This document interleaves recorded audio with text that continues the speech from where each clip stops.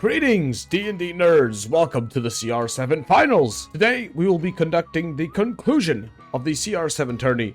Last chance to post your recommendations for the CR8 tourney in the comments down below. Remember, the drafts will be done on our Discord. No video this time, so if you're curious, head on over there and watch it live. The time is still to be determined. This episode will be a bit different than usual. Now, you're probably wondering, why? Well, let me show you. I'm still rooting for the Thri-kreen, man. He's my fave. My good friend and DM, Nick, forgot to click the unmute button on his microphone. And we decided against re-recording the fights so the results don't change. So you're stuck in here with me, narrating the fights for you. Enjoy! Starting up, we have the Thri-kreen Gladiator and Quandrix Professor of Substance. Alright, let's begin. The first fight started with Quandrix and Thri-kreen rolling into initiative, with the Thri-kreen beating him by 1. So both attacks hit, dealt a nice chunk of 34 points of damage to Quandrix. For a start off, that's pretty huge. We were discussing here a little bit on what to do with the professor, what's the best choice, and we decided to just dimension door him, I believe, all the way up here so that he can get his range advantage and contract him to become bigger for more damage output. Now, the Thri-kreen does have a bonus action leap, which lets him jump over on top of these railings very easy and go prone and basically get full on cover behind this huge boulder. So the professor can't even hit him when he's over here. Now, when the professor's turn came, a mage armor was initiated on him so that the Thri-kreen's attacks would be, well, mitigated a bit more, bumping up his AC from a 12 to a 15. Massive, if you ask me. And he fell back a little bit. He fell back. Thri-kreen got up from prone, and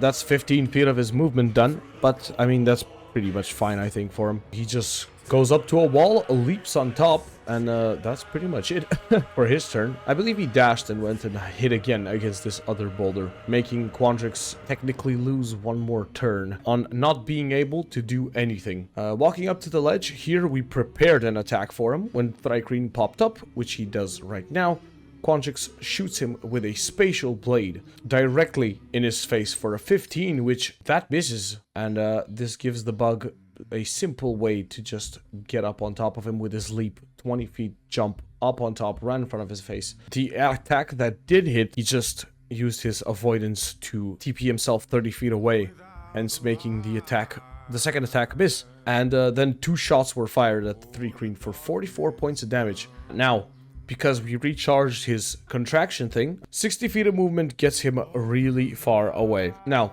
Thri-kreen's turn. Yes, 50 feet of movement because he 30 feet of movement and then a leap, and then we used an action to dash and get him up in this position. Quandrix's turn. He did get his little thingy back, and we expanded him again because at this close, one more attack is here, and then we parried the other one with Thri-kreen. Thri-kreen chases down the steps with, I believe, all of his attacks hit here as well, not being able even to TP away from them, using his last avoidance of the day for a 38 total points of damage from the Thri-kreen. Thri-kreen showing up an amazing performance so far.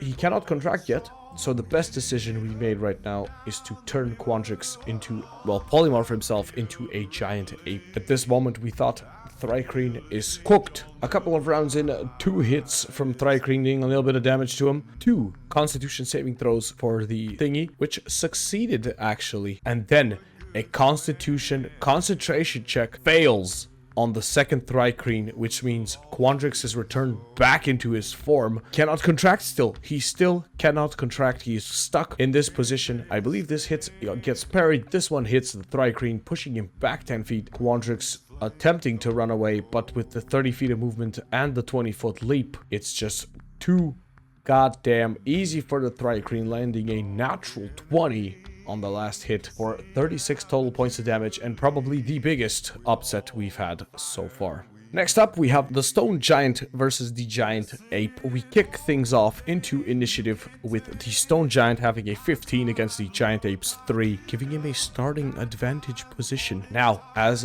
things start to advance, let's say, in the fight, this is one of the most hype fights I have ever seen. He goes a bit to the side with his 40 feet of movement, climbing up on these railings, and throws a rock at the Giant Ape for a 22 to hit that will for 33 damage onto the Giant Ape. Massive start for the stone giant. However, the giant ape is a huge beast, which means it is easy for him to just catch up with the stone giant using only his movement, and of course succeeding the saving throw for not being knocked prone. And with 40 feet of movement, because he is 15 feet tall and at 10-foot range, we agreed that he is able to hit him from being one level below him because of the 10-foot reach.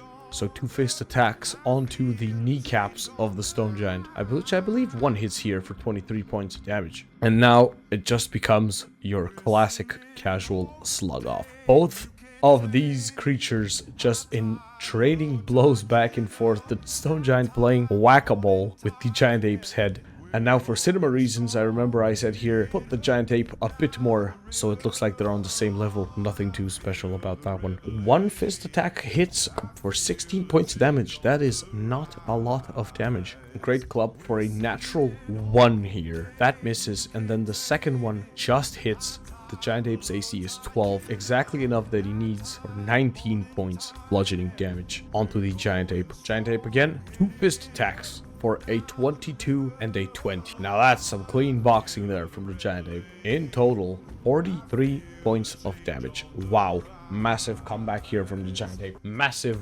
A great club from the stone giant misses again with an 11. And then the second one does hit, but landing 1 each turn does not spill him any good fortune. And now basically the fight is even. 2 fist attacks from the giant ape leads a 27 and a 24 to hit for 23 almost max damage, and 24 spelling the doom for the stone giant.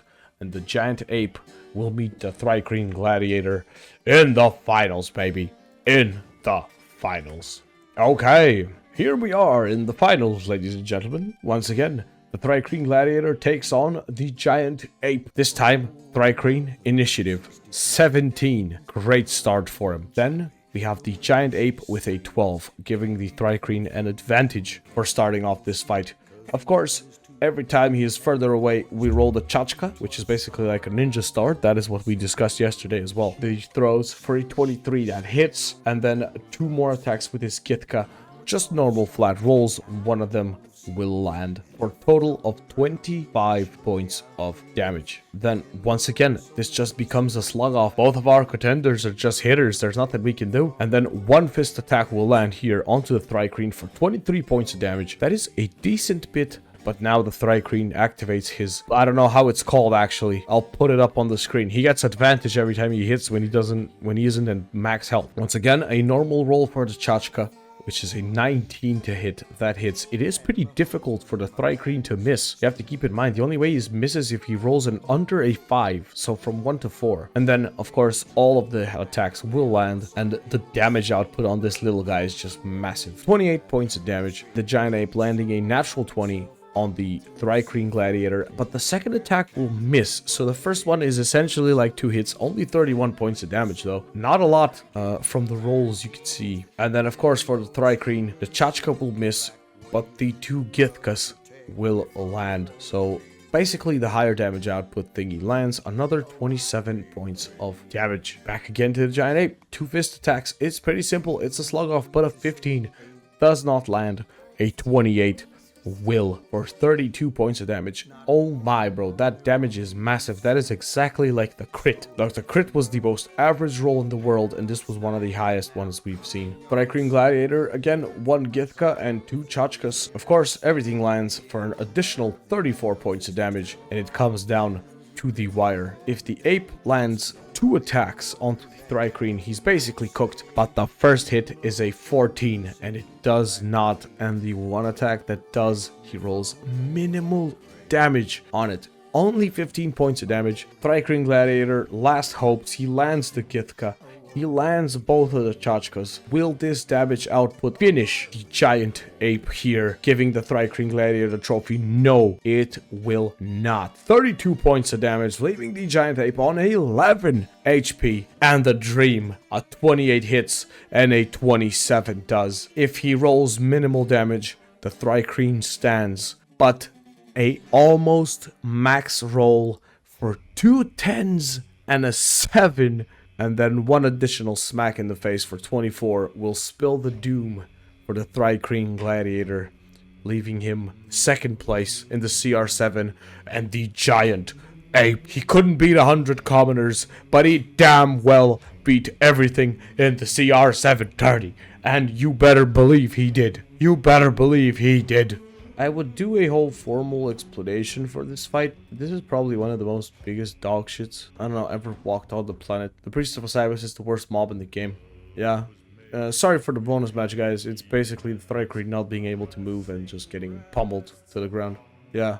He lost completely. Thank you so much for watching. Once again, leave your suggestions for the CR8 in the comments down below. And I will be back with you guys till the next video. Until then, have yourselves a good one.